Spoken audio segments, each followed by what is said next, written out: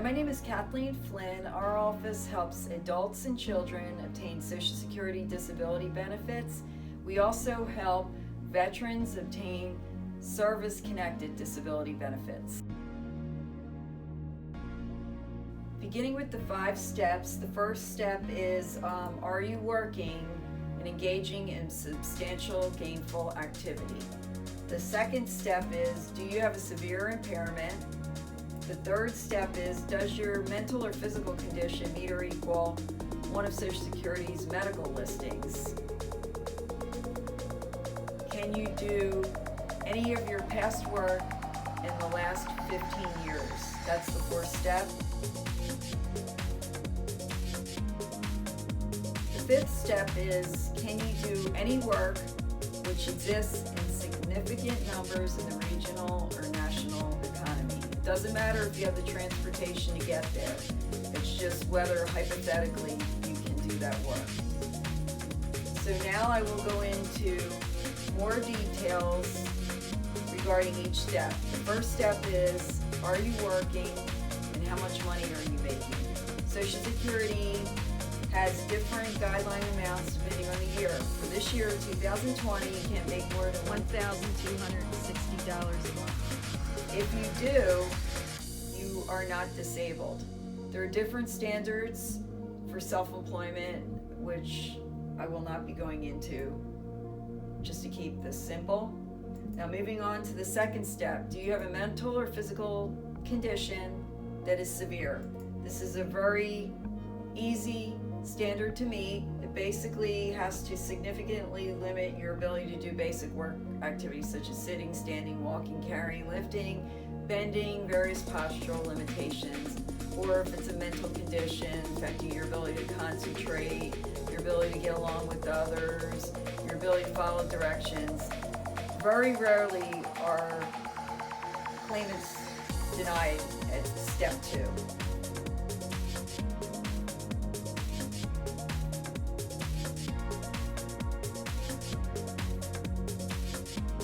The third step of the sequential evaluation that Social Security Administration considers is, does your mental or physical condition meet or equal one of the listings of impairments?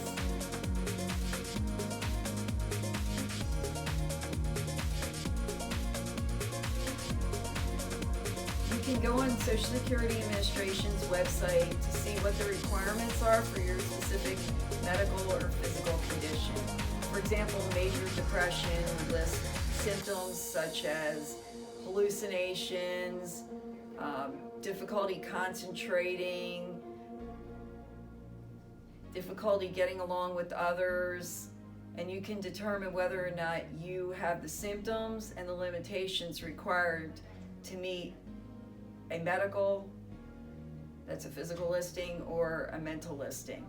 If your mental or physical condition meets the requirements of a listing on Social Security's website, then you would be found disabled at step 3. No further analysis would need to be done.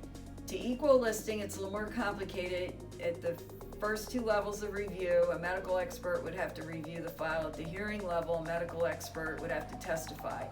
So if you don't quite meet the requirements of a mental or physical disability, if you have a combination of impairments with symptoms and limitations that could possibly equal a listing, the medical expert could find you disabled.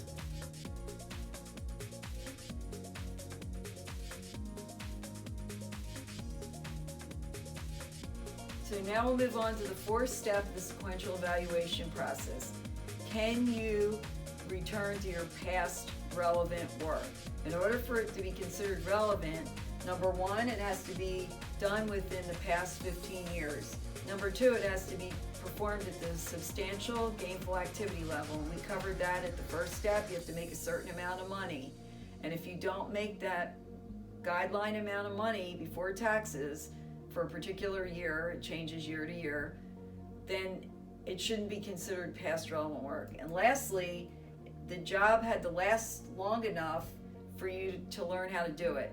So just to give you an example, unskilled work only takes 30 days to learn. The higher the skill level, the longer you have to last at the job.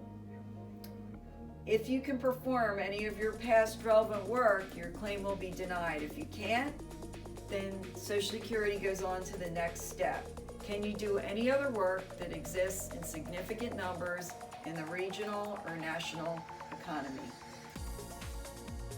They consider at the Social Security Administration your age, your education, and your past work experience, and whether or not you have transferable skills. Now, Social Security Administration has something called grid rules. And for those who are 50 years old, who don't have transferable skills, they could be found disabled based on these grid rules if they're limited to sedentary work.